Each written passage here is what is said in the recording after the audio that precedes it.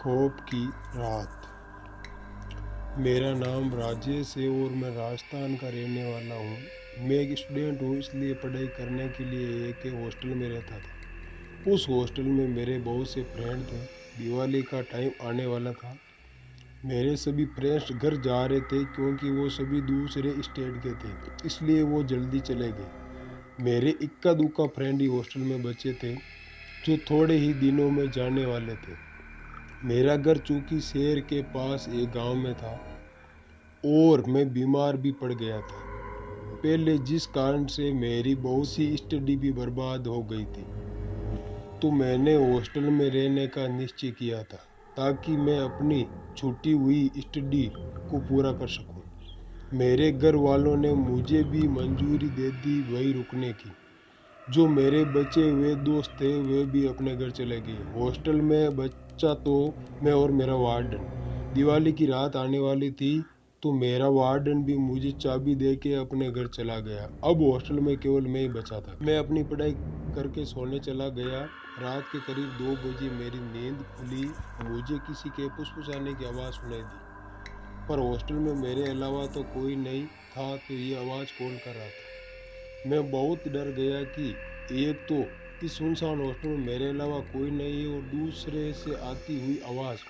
मेरे शरीर में कपकपी उठ गई और कांपने लगा। उस वक्त मेरा चुप रहना ही सही था, क्योंकि बाहर कौन है ये मैं नहीं जानता। मैंने रजाई अपने मुंह तक ओढ़ ली और सोने की कोशिश करने लगा। तभी मेरे दरवाजे पर हल्की सी खटखटाने की आवाज़ आई। डर के मारे मेरे पसीने छूट रहे थे। आवाज़ थोड़ी देर तक हुई, फिर चुप्पी छा गई। घोर सन्नाटा हो गया पूरे हॉस्टल में। पर उस समय मुझसे पूछो कि डर क्या होता है। रात अभी भी बाकी थी।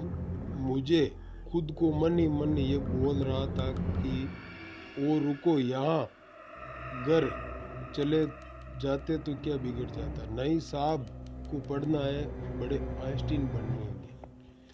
अब भुगतो यही सोच रहा था कि एकदम से माहौल में फिर से वही डर छा गया। मेरे कमरे के बाहर किसी के चलने की आवाज़ आ रही थी। थोड़ी देर बाद आवाज़ बंद हो गई। तभी दरवाजे को ज़ोर ज़ोर से उसने पीटा। थोड़ी देर बाद उसने मेरा नाम पुकारा, राजेश। बस यही काफ़ी था एक हार्ट अटैक के लिए। उसको मेरा नाम कैसे पता चला? वो बोला, बाहर आ जाओ, दरवाज़ा खोलो, मुझे अंदर नहीं बुलाओगे? ये आवाज़ किसी इंसान की तो नहीं हो सकती थी। बहुत ही डरावनी आवाज़ थी। मैंने दरवाज़ा नहीं खोला। अब वो चिल्ला के बोला, दरवाज़ा खोल, नहीं तो राजेश दरवाज़ा खोल। वो अब गुस्से में था। मैं मन ही मन हनुमान चालीसा पढ़ने लगा। रात भर नहीं सोया, हनुमान चालीसा का पाठ करता रहा। दरवाजे पर खुरचने की आवाज़ आती रही। जैसे तैसे करके मन रात काट ली। सुबह तक हनुमान चालीसा का पाठ करता रहा। सूर्योदय हो गया था। मैं हिम्मत करके बाहर निकला, वहाँ कोई नहीं था, पर दरवाजे पर नाखूनों के निशान थे। मैं बस यही सोचता कि अगर बाहर चला जाता तो मेरे साथ क्या होता। मैंने अपने वार्डन को फ़ोन लगाया। कुछ समय बाद वार्डन हॉस्टल में आ गया। उसने चाबी दी और कहा, मैं अपने घर जा रहा हूँ। मैंने उसे रात का सारा किस्सा सुनाया, पर वो चुप था। उसके चेहरे को देखकर ऐसा लग रहा था कि वो कुछ जानता है। मैंने उसे वो निशान भी दिखाए, वो निशान जैसे कभी वहाँ थे ही नहीं। मैं आज तक उस भयानक रात को नहीं भूला। मैंने उस हॉस्टल को छोड़ दिया। मैं बच पाया क्योंकि मेरे साथ वीर हनुमान जी थे।